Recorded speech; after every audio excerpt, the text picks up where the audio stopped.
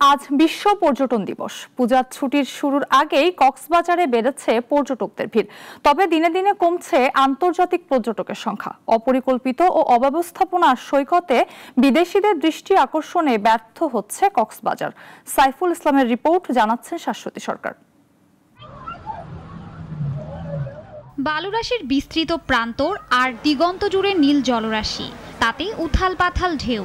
মনোমুগ্ধকর এই সৌন্দর্যের কারণে দর্শনার্থীদের পছন্দের তালিকার শীর্ষে কক্সবাজার সমুদ্র সৈকত। সমুদ্রের গর্জনের টানে প্রতিদিনই এখানে পাড়ি জমায় হাজারো মানুষ। মৌসুম শুরু না হতেই দর্শনার্থীদের উপচে পড়া ভিড়। বিশেষ করে সাপ্তাহিক ছুটির শুক্রবার ও শনিবারে বালিয়াড়ি থেকে নোনাজল সবখানি শুধু মানুষ আর মানুষ।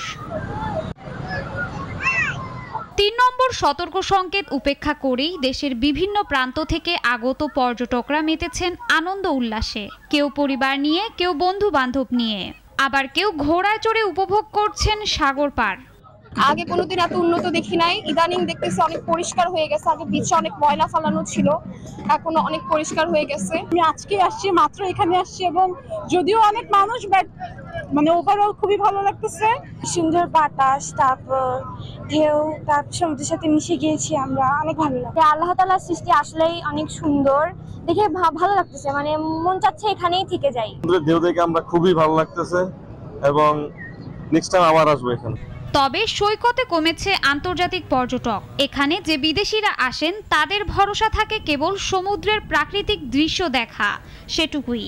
সৈকত ছাড়া কোনো আন্তর্জাতিক মানের বিনোদন নেই, নেই প্রকৃতি নির্ভর টেকসই পর্যটনের ব্যবস্থা। পর্যটকদের সার্বিক নিরাপত্তায় কাজ করছে ট্যুরিস্ট পুলিশ।